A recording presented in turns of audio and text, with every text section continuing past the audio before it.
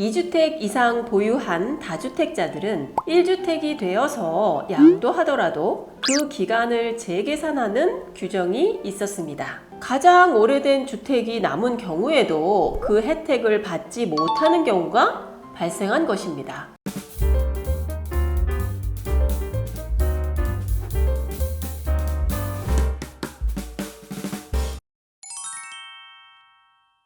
안녕하세요. 김미아 세무사의 텍스라이프입니다. 전문가도 어려워하는 세무 컨설팅 내용을 한눈에 알기 쉽게 정리한 슬기로운 텍스라이프가 돌아왔습니다. 오늘은 최근 이슈가 된 다주택자의 주택 보유기간 리셋에 대한 사연을 함께 나눠보겠습니다. 슬기로운 텍스인을 꿈꾸시는 분들은 구독, 좋아요, 알림 설정 부탁드립니다. 자, 그럼 슬기로운 텍스라이프 시작합니다.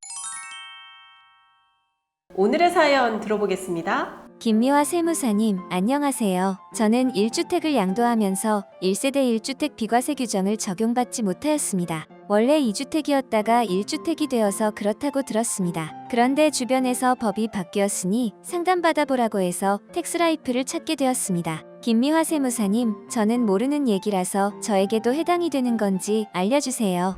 네, 매우 안타까운 사연입니다. 2주택 이상 보유한 다주택자들은 1주택이 되어서 양도하더라도 그 기간을 재계산하는 규정이 있었습니다. 아마도 사연자는 그 규정에 의해서 비과세를 받지 못하신 것으로 생각됩니다.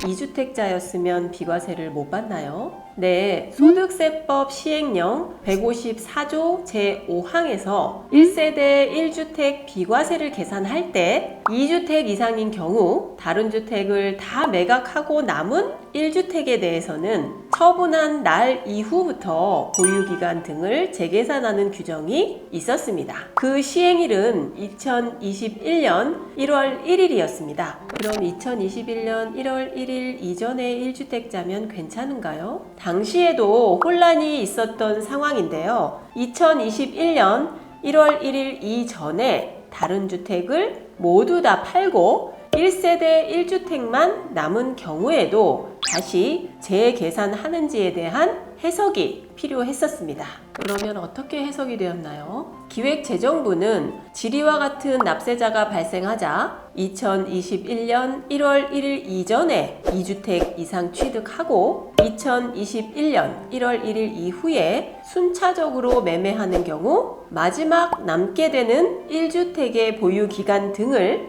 재계산하는 것이라고 해석하였습니다.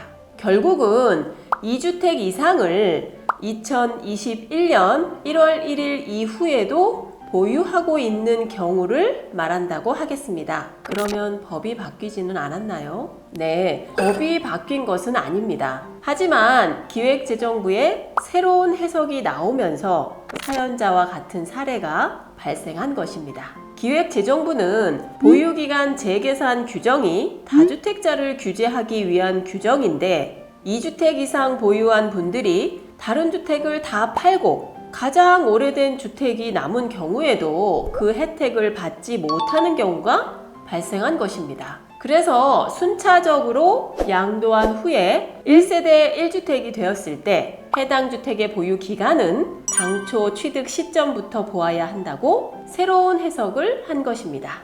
사연자는 어떻게 되었나요? 새로운 기획재정부 해석에 의할 경우 보유기간 재계산 규정은 결국 효력 자체가 없는 것과 같이 되어서 사연자는 과다하게 납부한 세금이 있는지 확인하기로 하셨습니다. 사연자께서는 1세대 1주택 비과세를 받지 못하셨다고 하셨고 개정된 해석에 따라 비과세가 가능하다면 경정 청구를 통해서 구제받으셔야 할 것으로 상담을 드렸습니다. 그냥 있었으면 아무것도 몰랐을 것이라며 텍스라이프를 찾기를 잘했다고 감사해 하셨습니다.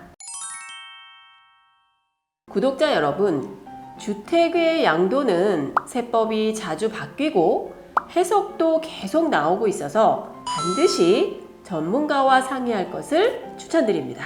또한 잘못된 세금을 구제받는 절차도 꼭 전문가와 상의하시길 추천드립니다. 오늘의 주제인 보유기간 리셋 도움이 되셨다면 구독, 좋아요, 알림 설정 부탁드립니다. 컨텐츠 관련 질문은 댓글, 전문적인 컨설팅 상담이나 텍스라이프에 도움이 필요하신 컨설턴트 상담은 화면 상단에 카카오 채널로 가능하십니다. 저는 다음 시간에 더 유용한 정보를 들고 찾아뵙겠습니다.